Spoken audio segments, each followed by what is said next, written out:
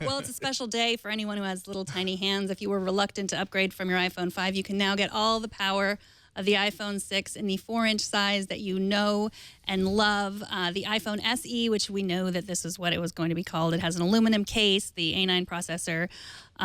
Everyone was kind of waiting and waiting. What's the price going to be? Because, we want to pay less for something that's smaller and is obviously not an upgrade from the 6S that they just announced in the fall.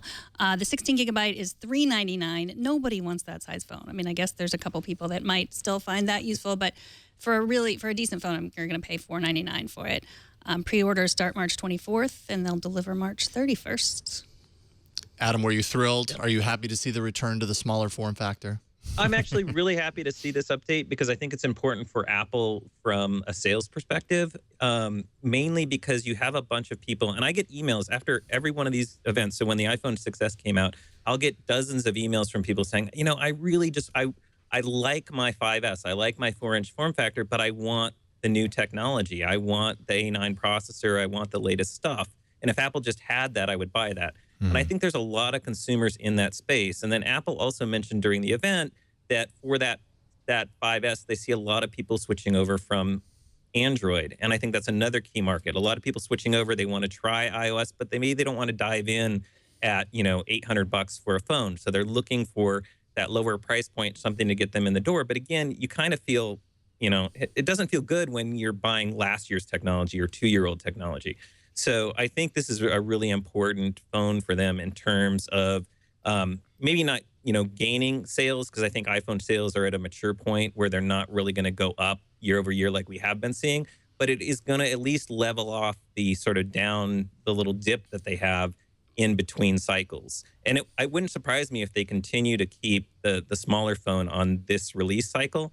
I don't know if they'll, bring it into the fold later or not, but I think it, is the right device sort of at the right time. And the features are, spec-wise, it's amazing. So on the outside, it looks like the old one, but on the inside, it's all new. Mm-hmm. Yeah, absolutely. And I've actually always really liked this era of design for Apple. I always thought that the iPhone, that particular era of iPhone design, I don't know, of all the iPhones, it was the one that kind of stuck and, spoke to me, I suppose, more so than I think even the latest one. So I suppose it's kind of nice to have the option now, and for it to not be a step down as far as performance is concerned. That's an even better deal. So yeah, one nice change I read about too, just from the design perspective, and this is a really minor thing, but it matters a lot, is apparently the chamfered edge is now the matte metal finish rather than that really shiny one that scratches up all the heck. So time will only tell, but hopefully that'll help minimize on some of the edge damage that you see on a lot of iPhones. Yeah, we discussed this morning that this might be something that businesses use as work phones. And that's what Alex Lindsay said, from Pixel Core, said, I will buy 5 of them, for my employees. And that's an interesting move, too, because I think more and more people are thinking, like, maybe I do want to separate my work from my, my personal phone. And that, the personal stuff is why you need the big screen. If you're going to watch something or, use FaceTime or the kind of things that you think of, the more entertainment stuff is why you need the big phone. For just really communicating fast, you don't necessarily need that big screen. Yeah, like I could think of some ways in which a big screen would be useful in the work environment, like spreadsheet, that kind of stuff. If you're really accessing that on your device, it would be nice to have the bigger real estate, as long as they're using the screen, not just blowing things up, but actually giving you more usable space on that larger screen. I could see it. But yeah, that makes a lot of sense. If businesses know that their employees in large numbers do want iPhone, devices, if they're being given one through the business, and instead of having to drop $8,000, $1,000 on a device for their employees, they can drop something, a lot less and still give them the same amount of power, which it seems like you're getting here. Then that's a really great option. One other last thing related to that, because Megan, I think you mentioned the storage sizes. So a lot of people wonder, why does Apple always do that 16 and then they do the jump to 64? Why did they keep the 16? Why didn't they go to 32?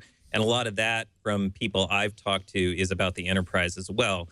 Because with a lot of enterprise devices, one, you're buying them in bulk, so you want the lowest price point that you can get. But the other thing is a lot of them are under multi-device management through the IT department. So they really don't want you storing a lot of stuff on there anyway. They're going to control which apps generally are going on there. So the storage isn't as big an issue as is the price. Hey, we're buying 10,000 of these, for our entire workforce. We need the lower price point. Mm-hmm. So. That makes a lot of sense too. Just not needing to store that. And Apple makes more money when there's more profit margin in that, and they're selling a lot to business. Well, it's good for Apple too. For right. sure. I always assume that they want to just say it's a $400 phone, and that's why they stick with the 16 gigabyte. But obviously, there's a bigger reason. Probably that too. Yeah, it doesn't hurt. Or it's not $400; it's $399. There we go. Magical. Now, also, as expected, we saw the unveiling of the new 9.7-inch iPad Pro, same size as the iPad Air 2. $599 is the price on that for the entry-level 32 gig storage version, all the way up to $899 for 256 gigs of storage. And if you want the LTE options, that's going to raise it another around $130 or so. Based on what you've seen here, Adam, what improvements have been made with the smaller iPad Pro compared to the larger predecessor? Like, you always think like going down in size, you're going to get less features, but this actually has some improved features. There's some new stuff. Yeah, the camera on it is now a 12 megapixel camera, which is up from what's in the iPad. I think it's 2.2 aperture rather than the 2.4. They added the LED flash on the back, the True Tone LED flash, which is a first for an iPad. I think the LTE is faster. Trying to quickly go through all the things. There might be a few more in there that I'm not remembering. The camera was kind of the biggest thing. Both cameras, actually. The front-facing camera, the FaceTime camera is also a 5 megapixel. And I think this one will actually record 4K video versus, I think, the iPad Pro 12 inches 1080p. Yeah, they also talked about the low reflectivity, which is something important. If you are working on it outside, it's the least reflective device ever. But still reflective. Oh yeah, and it has that new color tone thing, right? That Phil talked about for what True Tone, where I guess they've got new ambient light sensors in here that can detect the color temperature of the room that you're in. So like the light temperature, I would imagine this is sort of like the auto white balance to a certain degree on your camera, right? It's going to detect what's the ambient light around, what temperature is that, and then adjust the screen so that the whites are pure paper white. Yeah, and I think a big part of this is removing blues so that at night, it affects your circadian rhythms, as they say, which can actually damage, your quality of sleep and all that kind of stuff. So a lot of apps are doing this in some ways. Now they're kind of baking it into the OS. Yeah, the new night shift mode that's in the iOS 9.3 update. Mm-hmm. Yeah, so that's available to anyone who updates.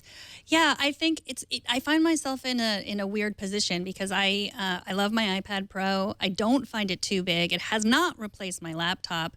But, I was telling a lot of people, like, this is a great device for you because you have the pencil and because you have all these features in an iPad, these pro features. And so now I feel like, oh, well, those people might have been better off waiting for the smaller one. But it's not my fault. I didn't know they were coming out with this. But no, and it always kind of goes in this direction too, right? Like you jump in the very first one and then you realize later, I like it, but the next one would have been perfect. But there's no way that you would have known that a year ago, or however long. I'm really not tempted by this. I gave up my iPad Air. I had an original iPad Air. I didn't go in for the 2 and went straight to the iPad Pro. And even with some of the new features, I really like the size of the iPad Pro. And to me, it doesn't feel that much bigger day to day to my iPad. The other thing I'd be a little bit worried about with the new 9.7 inch is I really like the smart keyboard on my iPad Pro. I use that quite extensively, and I'm just not so sure about the size of that smaller keyboard. I've already read some reviews, and people are already commenting it feels pretty cramped. I mean, you can't do a full-size keyboard layout in that size. So yeah, that would be a clincher for me. Anytime I see the convertible tablets and the keyboard kind of attachment with it, it almost always seems to bring with it a smaller keyboard, and I just cannot get my fingers used to that type of layout. So that'd be no go for me. Yeah, nothing is perfect, but that's true.